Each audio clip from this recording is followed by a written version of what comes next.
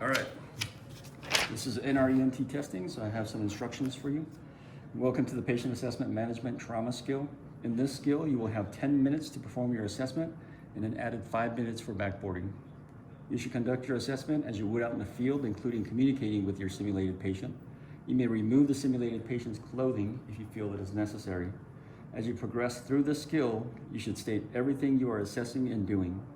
Specific clinical information not obtainable by visual or physical inspection will be given to you only when you ask. You may assume you have two partners working with you who are trained at your level of care. They will correctly perform the verbal treatments you indicate are necessary. I'm going to give you two things: mechanism of injury and general impression. Your mechanism of injury: you respond to a car crash to find an ejected victim. He is laying 60 feet from the overturned vehicle. So again, you respond to a car crash to find an ejected victim. He is lying 60 feet from the overturned vehicle. Your general impression is going to be a male, approximately 28 years old, approximately 100 kilograms, lying supine. Any questions, or would you like me to repeat? Nope. Okay. Are there any acronyms you'd like to state prior to your time starting? Yes. Go ahead and state. So we have PMSEs, pulse, motor, sensory, tap refill, kneecap BLS, deformities, contusions, abrasions, punctures, penetrations, burns, lacerations, and swelling. I have body substance isolation, personal protective equipment. My penman is personal, partner, public, patient, or patient, public, my apologies. I have environmental hazards, number of patients, mechanism of injury or nature of illness, additional resources if necessary, need for extrication, extraction, and C-spine. My TIC is tenderness, instability, and crepitus. My VIP is vaginal discharge, incontinence, and preopism. And my Dr. Germ is distension, rigidity, guarding, evisceration, rebound tenderness, and masses, AAA masses, or hot belly. Take a moment to think more. I believe that's all of them. Okay. If you mentioned any acronyms during your assessment, which you did not mention here, I'll ask you to elaborate on it. Okay. Okay. All right. Whenever you're ready, you have 15 minutes for this skill. Okay. So, ESI Penman, I'm going to get a general impression of my patient, which includes age, weight in kilograms, sex, position found, and life threats. I want to approach from the feet, delegate my partner to hold manual cervical spine stabilization, and assess for any major bleeding, and control that bleeding. Delegate that bleeding to control it myself. Upon approaching the patient, I am going to check the AVPU. Are they alert, verbal, unresponsive, painful, or unresponsive? Go ahead and talk to the patient. Okay, sir. He's not responding to you. Trap pinch. He wakes up to your trap pinch with altered level of consciousness. Okay, so he is alert to painful stimuli. Therefore, I will start at airway. I want to make sure the airway is open, clear, maintainable. If there is any need for suctioning, airway control, or airway adjuncts. The airway is open, clear, and maintainable. Okay, I will then move to breathing. When checking breathing, I am checking the depth, the rate, and the ease.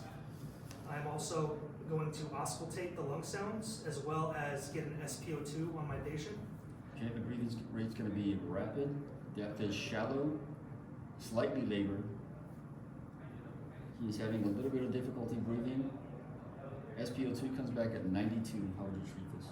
Okay, so in that case, I'm going to put this patient on a non-rebreather mask, delivering 10 to 15 liters of oxygen from 70 to 90% oxygen.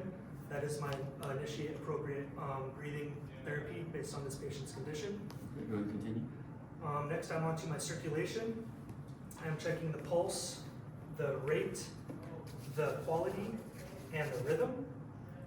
I'm also going to get skin signs, which include temperature, moisture, and color. And I want to get calf refill on my patient. Anything below 2 seconds is immediate, beyond is delayed. And I want to cut and expose any areas and treat any uncontrolled bleeding All right. or for The hemorrhage? rate's gonna be fast, quality is weak, rhythm is regular, skin signs gonna be pale, cool, moist, capillary refill comes back delayed, Okay. no uncontrolled hemorrhaging. Okay.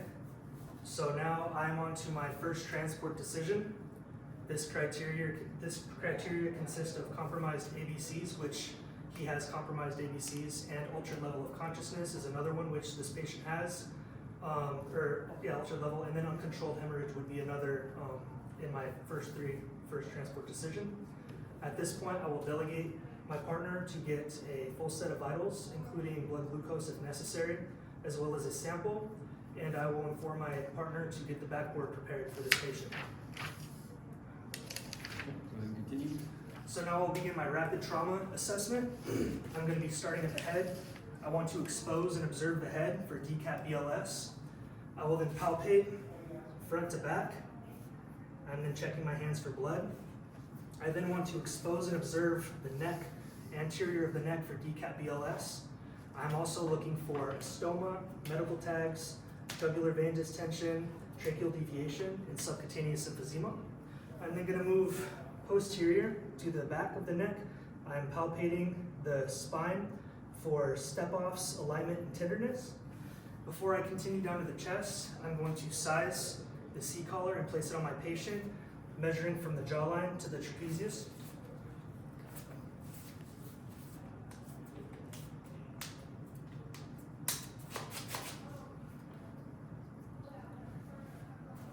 Fingers.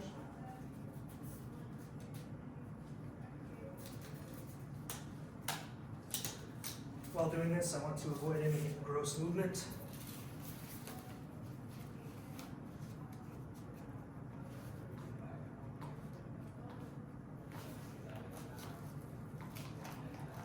C-collar has been placed. I will continue my assessment at the chest. Checking the chest, I will expose and observe the chest for DCAT BLS. I'm also looking for a sucking chest wound, flail segment, paradoxical movement, or penetrating objects.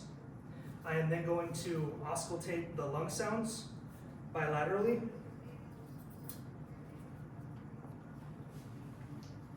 Mid-clavicular, as well as mid-auxiliary.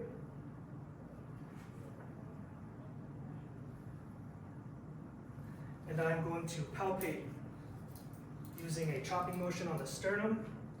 I'm palpating for TIC, and I want to go lateral to medial on the ribs.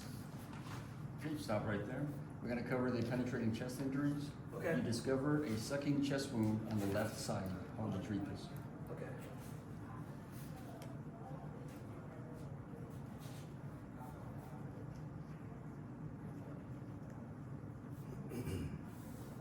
So you discover a sucking chest wound on the left side. Okay. How would you treat this? So I would put pressure. I want to get a dressing, put pressure on the wound. At this point, I will wipe away any blood, and I will use a chest seal to cover that wound. If I do not have a chest seal available, I will use an occlusive bandage, taping down 3 sides of the occlusive dressing, leaving one exposed to allow air to escape. Name signs and symptoms of tension pneumothorax. Tension pneumothorax includes tachycardia, tachypnea, hypotension, as well as jugular vein distension, tracheal deviation, and absent or diminished lung sounds on the affected side. If you detect signs and symptoms of tension pneumothorax, what would you do? If I detected those signs and symptoms, I would remove my bandage that I placed, allow time for the air to escape the cavity, and after doing so, I would get a new occlusive bandage or chest seal and reapply after wiping away the blood as I did the first time. Continue with the abdomen.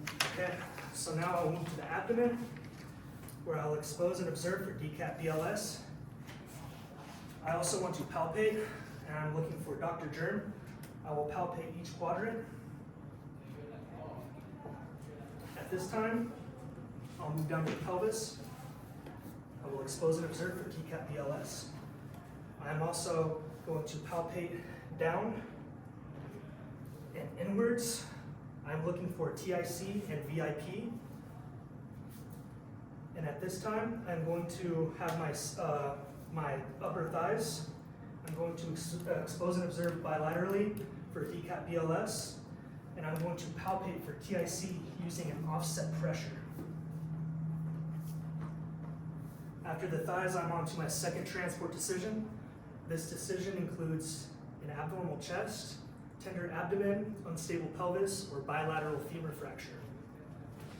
And due to the sucking chest wound on the chest, I would consider that abnormal.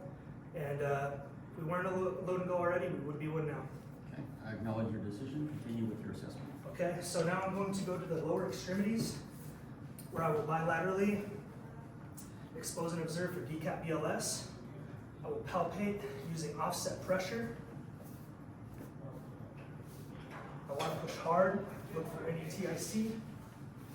I will then check the PMSEs bilaterally, pulse, motor, sensory, cap refill.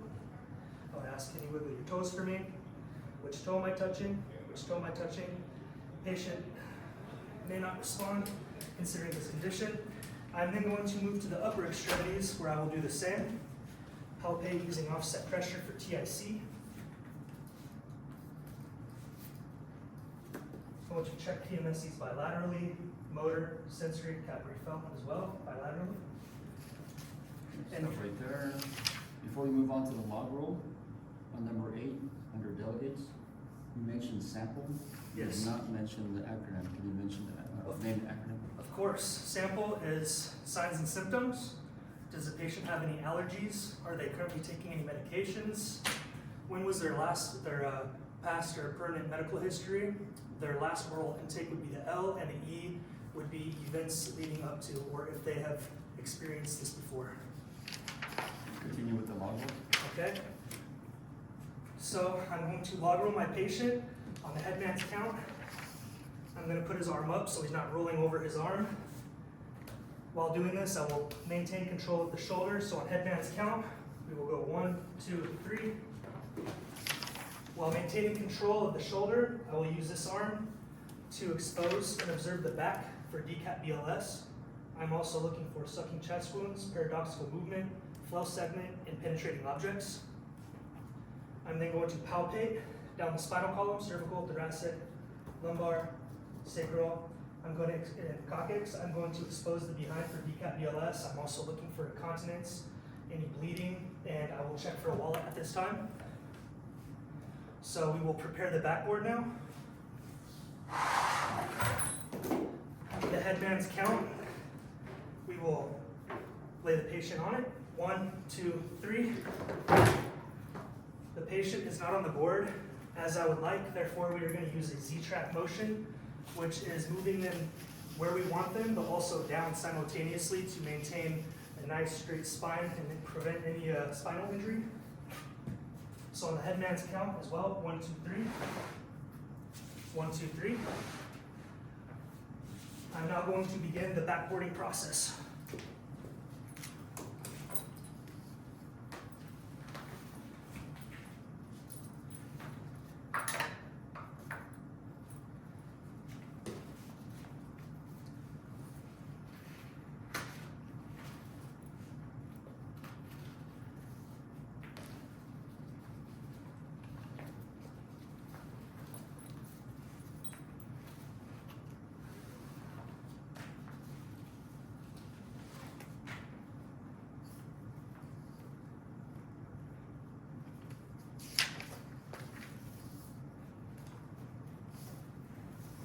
While backboarding, I want to make sure my patient is snug.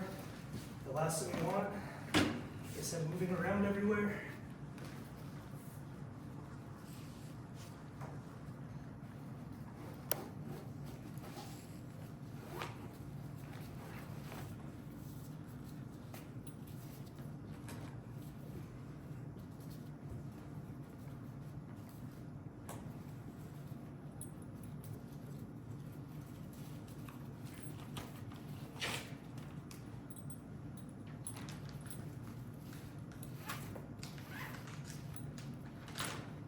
When tightening, I'm going to feed and pull. This will also help prevent any abrupt movements.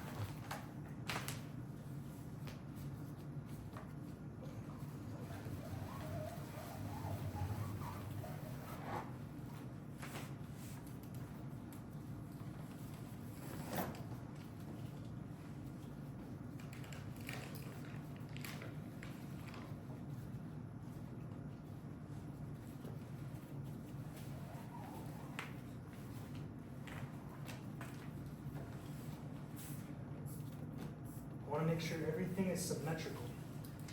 That's what I'm looking for with backboarding.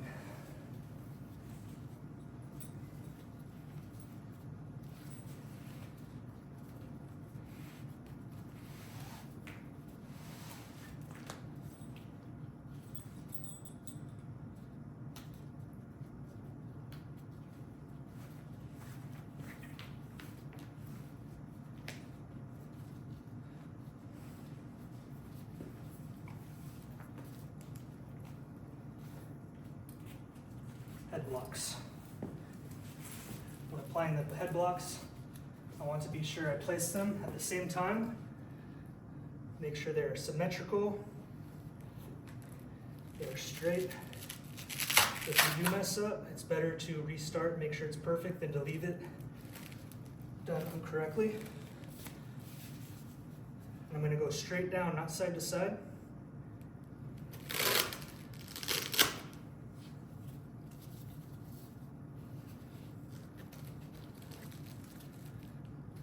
At this time, before we move the patient, after we backboard, I want to check PMSEs bilaterally, top and bottom extremities, pulse motor sensory cap refill.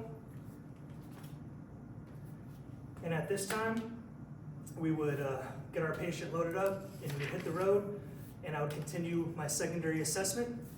The secondary assessment includes checking their ABCs, their level of consciousness, a full set of vitals every 5 minutes, considering this patient is not stable. If they were stable, I would do it every 15 minutes. And including blood glucose with those vitals if necessary, and any interventions, I would do right then and there. And this goes to the rapid head to toe assessment, or rapid head to toe. I'm gonna be assessing the face, the zygomas, the nasals, maxilla, all the facial bones. I'm going to be checking the eyes for pearl, and I'm also going to be looking at the ears for cerebral spinal fluid. And while en route, I will treat any secondary injuries.